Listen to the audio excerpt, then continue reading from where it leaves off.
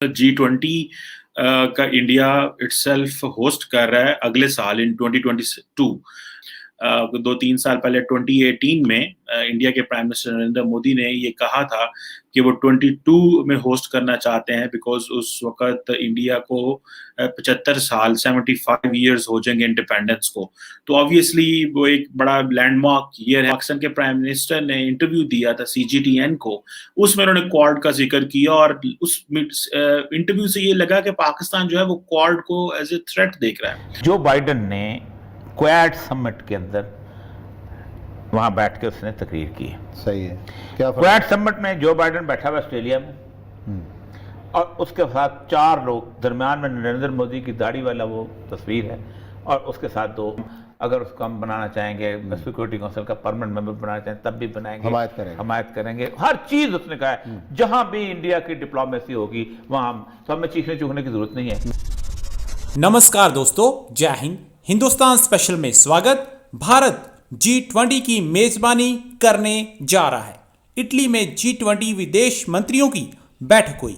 भारतीय विदेश मंत्री S जयशंकर इटली में G20 के विदेश मंत्रियों की बैठक में शामिल हुए और कोविड महामारी के समय G20 देशों की हेल्प के लिए भारतीय विदेश मंत्री ने इन देशों का धन्यवाद किया। भारत के G20 की मेजबानी की खबर सुनकर पाकिस्तान से धुआं उठना शुरू हो गया है। दूसरी तरफ क्वाड पर पेंटागन की रिपोर्ट से पाकिस्तान परेशान दिख रहा है। पाकिस्तानी प्राइम मिनिस्टर इमरान खान ने क्वाड को पाकिस्तान के लिए एक थ्रेट बताया है और पाकिस्तानी मीडिया की जलन साफ तौर पर देखी जा सकती है। आज की वीडियो में पाकिस्तानी मीडिया ने और क्या कहा, so guys let's start this very interesting video. Thank you so much viewers. G20 की डिस्कशन हुई है और G20 मिला है दोबारा, जो 20 ममालिक हैं और उन्होंने बहुत सारे इश्यूज पे बात की। लेकिन what I wanted to talk is के इंडिया जो है उसने भी मेंबर है G20 का। और अगर मैं आपको बताता चलूं कि G20 का इंडिया इटसेल्फ होस्ट कर रहा है अगले साल इन 2022।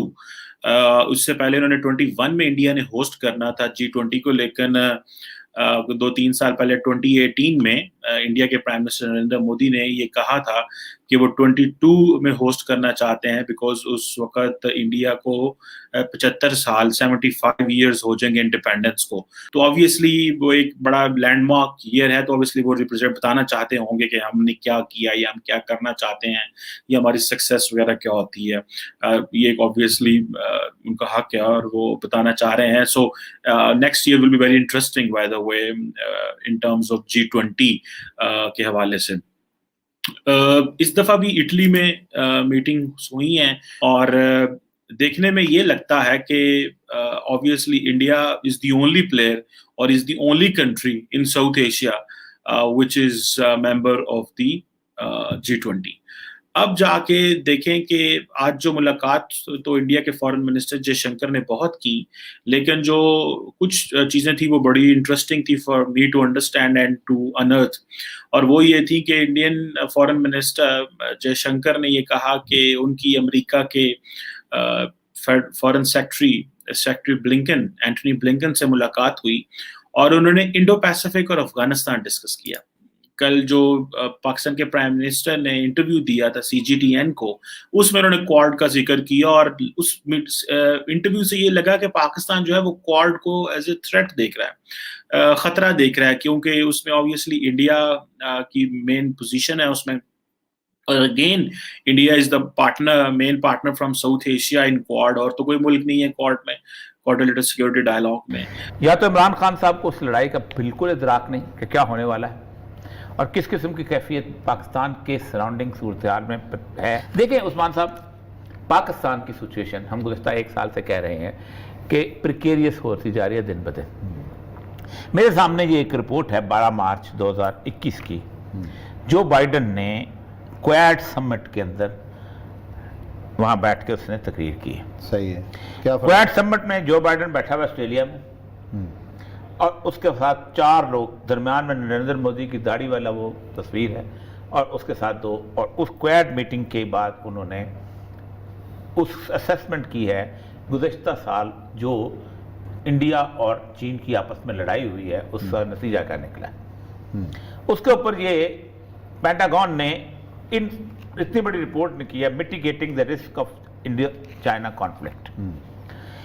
इसके अंदर जो 3-4 रिकमेंडेशंस हैं उस रिकमेंडेशन का हमारे ऊपर इफेक्ट हो रहा है। दर बात जिस वक्त ये ब्रीफिंग हो रही होगी हो सकता है मेरी बातें बिल्कुल डिस्कस हुई होंगी, क्योंकि आप पता अगर मुझे पता है तो पाकिस्तान आर्मी को भी पता है कि जिसका बॉर्डर गर्म होने जा रहा है। कैसे हो सकता है कि लद्दाख गर्म हो और गिलगित गर्म ना हो? सही। कैसे हो सकता है कि चाइना का जो सिंकियांग का प्रोविंस गर्म हो तो उसके साथ साथ हमारा जितना जो कारगिल का इलाका है ये गर्म ना हो और हमारे बाकी बॉर्डर गर्म ना हो? और कैसे हो सकता है कि हमारे इलाके के अंदर जो हमारी जिस CPEC को हम रोज़ कहते हैं, जिस पे इमरान खान साहब तकरीर करते हैं, उसके इंटरेस्ट को थ्रेटन हो तो उसको खराब। पहले उसने कहा है operational support, as noted above the US already provides some military assistance to the Indian at the time of crisis, especially in the form of the intelligence and planetary equipment, blah blah what. पहली दफा America ने accept किया है इसके अंदर report में कि हमने पैसे भी दिए हैं, हमने इंटेलिजेंस भी दी है और हमने असला भी दिया है इंडिया को। किसके खिलाफ? चीन के खिलाफ। वरना अब तक अखबारों में खबरें क्या होती थी कि सिर्फ इंडिया चीन की लड़ाई है, ये आपस का मसला है, ये झील का मसला है, ये वो। अच्छा, उसके बाद अगला हमने sport in other theatres and domains. अच्छा, sport in other theatres and domains में लिखा है कि आप a smaller conference on the LAC, other Quad members are highly unlikely to open hostility against China elsewhere, कि जहां जहां और हॉस्टिलिटीज चाइना के साथ खोल सकते हैं हम खोलेंगे, कई महाज और खोले। कौन सा? अब हम आते हैं कि नहीं आते? बिल्कुल है, खतरा तो मौजूद है। ठीक, ये मैं पेंटागन और उनकी स्ट्रेटेजिक रिपोर्ट पढ़ रहा हूँ इस वक्त।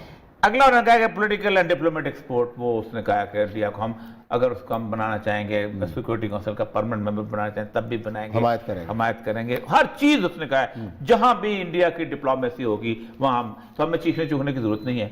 पहली बात है कि इतनी बड़ी इंपॉर्टेंट रिपोर्ट, एक तो ये है आपका बॉर्डर जो है नॉर्थ का और आपका बॉर्डर जो है ईस्ट का, it is not safe at the moment. और सबसे बड़ी बात यह है कि उस सेफ ना होने की वजह यह है कि उस क्राइसिस में जिस मुल्क के लिए आपने 70 साल मार खाई, आप उसके खाते में रहे, वो मुल्क आपके दुश्मन के साथ खड़ा है। एक तो ये बुनियादी चीज़ है। दूसरी चीज़ जो है अफगानिस्तान की सिचुएशन, वो बहुत इस वक्त उस्मान साहब इतनी प्रिकेरियस हो चुकी हुई है कि इस वक्त अमेरिका के अंदर नीड असेसमेंट हो रही है कि हम उसमें से निकलते हुए क्या करेंगे और क्या हमें इंटेलिजेंस जो है वो करनी पड़ेगी कि नहीं।